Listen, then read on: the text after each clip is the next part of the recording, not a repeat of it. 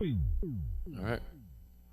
What's going on, everyone? Welcome back to Sidelines. We're here, NFL Week 6. Before we get going, remember, like, subscribe, leave a comment, follow the channel, tell your friends, tell your family.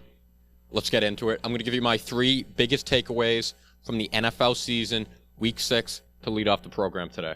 My biggest takeaway, the Chiefs and the Bills are the 2 best teams in the league. They played this past Sunday afternoon, 4:30 game, prime time. You had Josh Allen versus Patrick Mahomes, the 2 best quarterbacks in the league right now. And I think these 2 teams are ahead of any other teams, not only AFC in the entire league, the class of the NFL. And you know what? It's because they have the 2 best quarterbacks. 90% of the time, the teams at the end of the day that are in conference championship games have the best quarterbacks in the league. Their offenses are electric. Both their defenses are pretty solid, especially Buffalo. They both have a ton of weapons.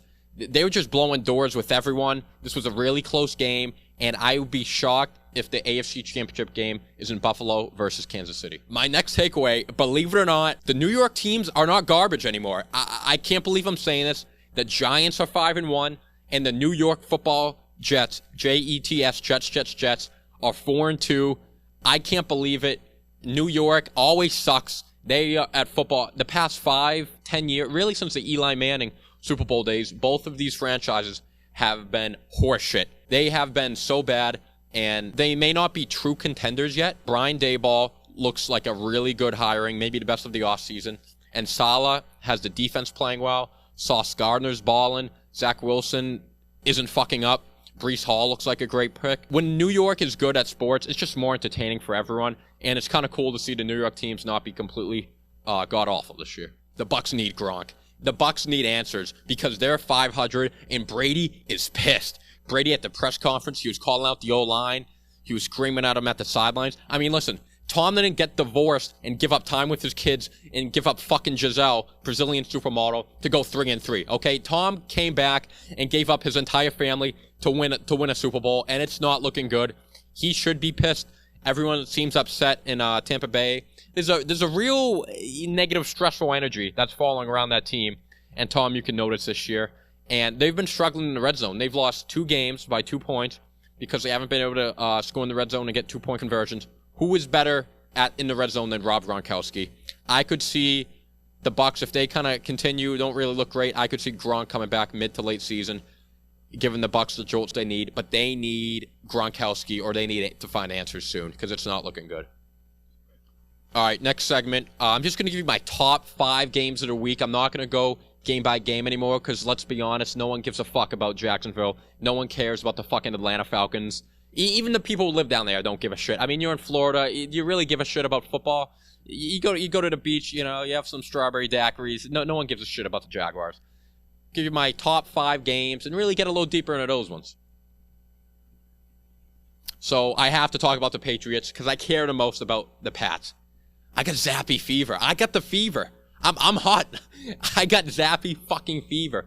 Bailey Zappe has played good in 3 games. He almost beat the Packers. They beat the Lions. They beat the Browns. And 2 rookies, Bailey Zappe and Tyquan Thornton, looked really good in this game. The Patriots blew out Cleveland. They were in control pretty much the whole game. And Tyquan Thornton looked really good. He really flashed, made some nice catches, some really good plays. And Zappe's doing what he has to do to win. And this game, he took it a step above. He threw for over 300 yards. He threw in some tight windows, made some really good reads. He looked sharp. He looked a lot sharper in this game, a little more than being a game manager. My biggest takeaway, the Patriots have a shot at making the playoffs here. They're 3-3, and their upcoming schedule is Chicago, horseshit. The Jets, okay. Colts, horseshit. And the Jets again. If you can go 3-1 in that stretch, you're golden.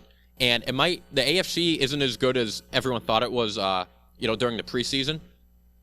If Zappe can hold down the fort till Matt gets back, they go 3-1 in that stretch. I think the Patriots have a shot at making the playoffs, which I would not have said early on in the season. And believe it or not, Matt Patricia is doing a little bit better. He's kind of finding his way. I still think he's a blubbering idiot. I still don't like him. And I still think he's an idiot. But, they're playing horseshit. And they're cleaning up on horseshit, which you have to do. You have to beat the bad teams. I think the Patriots have a shot at making the playoffs this year if they continue to do what they've been doing. Next game, Buffalo, Kansas City, game of the week, the two best teams in the league.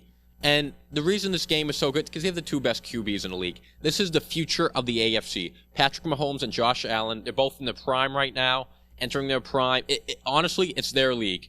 Brady and Rodgers, they're both at the end of their careers. It's the next 10, 12 years of the NFL is going to be Josh Allen versus Patrick Mahomes. I could see a little rivalry brewing up in the AFC. I mean, honestly, I could see these guys meeting in the AFC Championship game or at least in playoffs for the next 10 years if they both stay with their franchises. And I hope they do because they're both exciting to watch. They both throw fucking darts. They both have fucking cannons. It's fun to watch them.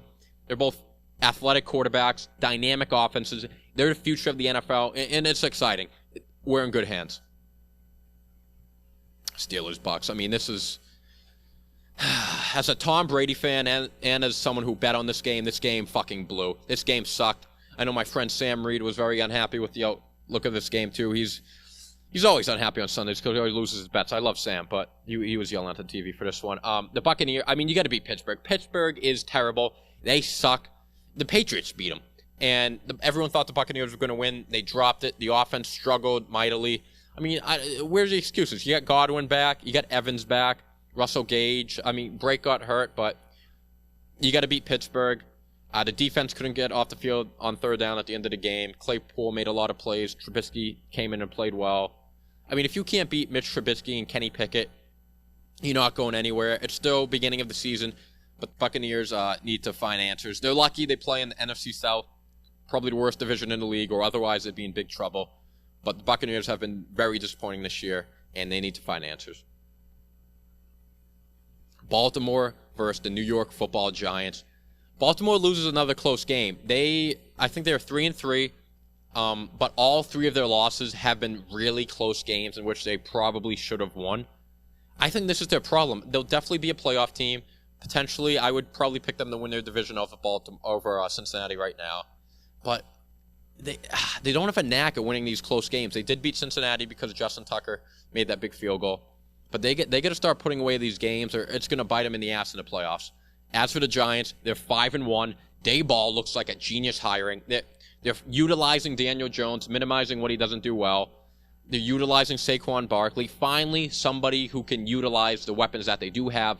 Unlike Joe Judge, who got not only did Joe Judge not utilize Saquon Barkley and Daniel Jones, 2 first-round picks, he made him worse. And then the Patriots hired him. So that's why I don't like Joe Judge. This makes him look like more of an idiot, more of a doofus, more like he's sucking Belichick's dick to get anywhere in his coaching career. I mean, it's honestly true. But it's kind of cool to see the Giants be good again because they are a staple franchise of the NFL.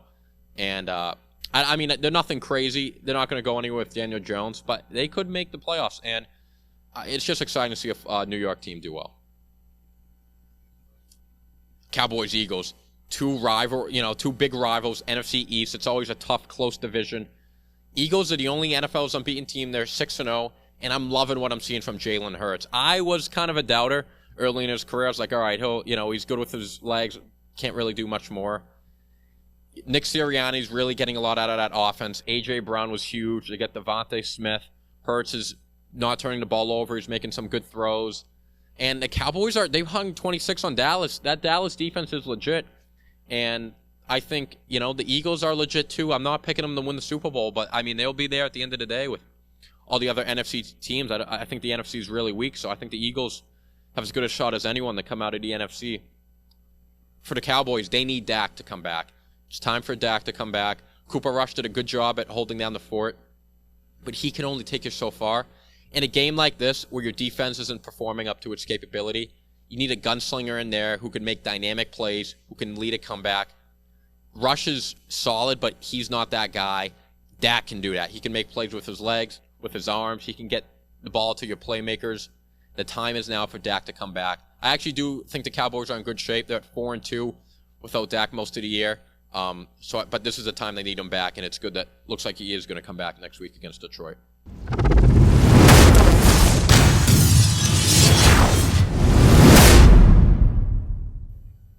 All right, this week we're introducing a new segment. It's called Sweet and Sour. It's going to be our fantasy football segment for the show. We're going to be doing it throughout the season. I'm going to give you 5 guys I'm sweet on who are trending upwards, and 5 guys I'm sour on who I would give up on and are not looking good. Here we go. All right, one guy I'm sweet on this week, Ramondre Stevenson. Now, it's always dicey with Patriots running backs because they never have a lead guy. They always split carries. It's a fantasy headache. But when the Damian Harris injury happened, that opened the door for Ramondre Stevenson. He's a big back. He's got speed. He's good out of the backfield. He catches passes. He had a breakout game this weekend's Cleveland, 76 yards, 2 touchdowns. He had over 25 fantasy points. As long as Damian Harris is out, ride Ramondre Stevenson. He's a must-start every week. He's going to be getting all the carries. He's going to be getting a lot of passes. Zappe and Jones, they like to dump it off. And even when Damian Harris comes back, if Stevenson plays well, which I anticipate, I think they'll ride Ramondre. Ramondre Stevenson is a must-start from fantasy now on. One guy I'm sour on is Terry McLaurin. I like McLaurin. He's a really good player. They just gave him a big contract, but he's on the Commanders, and his quarterback is Carson Wentz. And we all know Carson Wentz sucks and blows. So unfortunately for Terry McLaurin, he gets about 8 to 14 fantasy points a week. It's just not enough. I'm not dropping him, but I'm benching him. You can't, he's getting 8 points, 9 points a week. That's not enough. That's not enough production from a wide receiver too, which is what he was being drafted at. If you got anyone else, play him instead of McLaurin. Now, with that said, Carson Wentz just got injured. He's going to be out 4 to 6 weeks. Maybe Taylor Heineke can tap into some of that potential McLaurin has. But until he does, you can't play McLaurin. He's just not dynamic enough. He doesn't give you enough. He's on a touchdown threat. Bench Terry McLaurin. Another guy I'm sweet on is Leonard Fournette. He had a shaky first couple of weeks, but he's really come on the past 3 weeks. He's been eating, and what makes him appealing, he is the guy in Tampa Bay. He gets all the red zone carries. He gets fucking every touch, all the big important touches. Plays a ton of the snaps. And also, he now catches a ton of passes, which he didn't in Jacksonville. Leonard Fournette, he is a must-start every single week. A guy I'm really sour on. This guy I wouldn't let come anywhere near my team is DJ Moore. And what sucks for him is because he's a great talent. He's a really good player. But he is Baker Mayfield and PJ fucking Walker throwing the ball. Dog shit and dog shit. He is 2 fucking terrible quarterbacks throwing the ball. He doesn't get any touches. Doesn't get it. Carolina's maybe the worst team in the league. It's a shame because he's a good player. Robbie Anderson did get traded. I don't think that matters, though. You can't play DJ Moore. You just can't rely on him. He doesn't get enough targets, doesn't get enough touches. The offense is not dynamic enough. Bench DJ Moore. A guy I'm sweet on. This guy is, just coming on now. Kenneth Walker. The Rashad Penny injury really opened up the door for Kenneth Walker. Seattle took him early, 2nd round, so you knew they were going to try and feature him as the year went on. He opened the season with an injury. He's fully healthy now. He just had a 19-point performance against the Cardinals. He's shaky. He makes guys miss. And Seattle is better than we thought. Their offense under Geno Smith is actually pretty good. It's not terrible. They score a decent amount.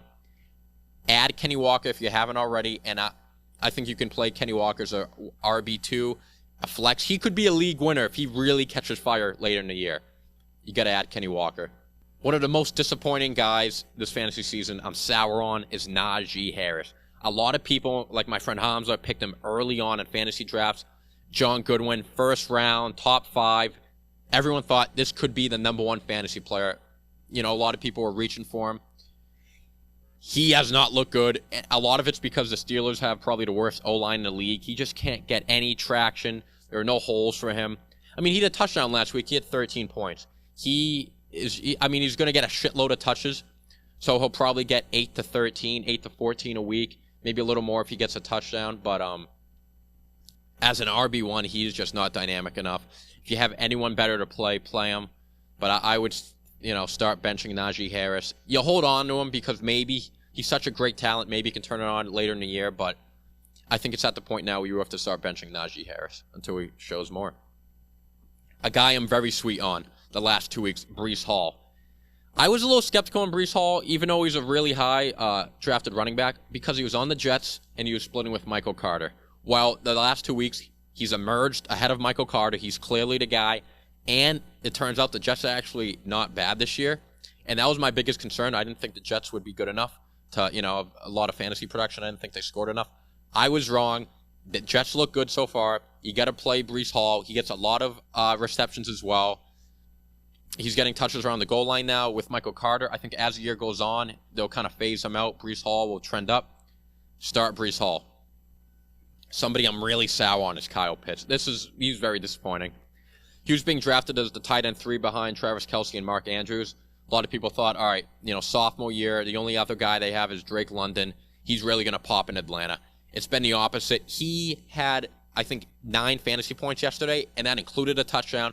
He only had 3 targets, 3 receptions. Getting 3 targets a game, that's just not going to do it. The Falcons' offense is not dynamic enough. He's got Marcus Mariota throwing the ball, who throws for about 200 yards a game. Bench Kyle Pitts. I know it's scarce in the tight end range, in fantasy, but, he's just not giving you enough. Don't drop him because it's Kyle fucking Pitts. Maybe he'll turn it on. You never know, but he's just not good enough to start right now. You have to bench Kyle Pitts. It's sad to say, but... All right, now I'll give you my number 1 fantasy sweet like candy cane pick, Saquon fucking Barkley. He was a huge question mark. Huge question mark entering the season. Nobody knew what he was going to give you because he was disappointing last year. He was coming off the Achilles injury. Everyone was wondering if he was washed. Well, the Giants are 5-1. Dayball's tapped into him. He's getting all the touches. He was probably drafted as an RB1, maybe some people an RB2, depending on how your league size. He might end up, it's looking right now, he's going to end up as the RB1 in fantasy. He might be the number 1 draft pick last year.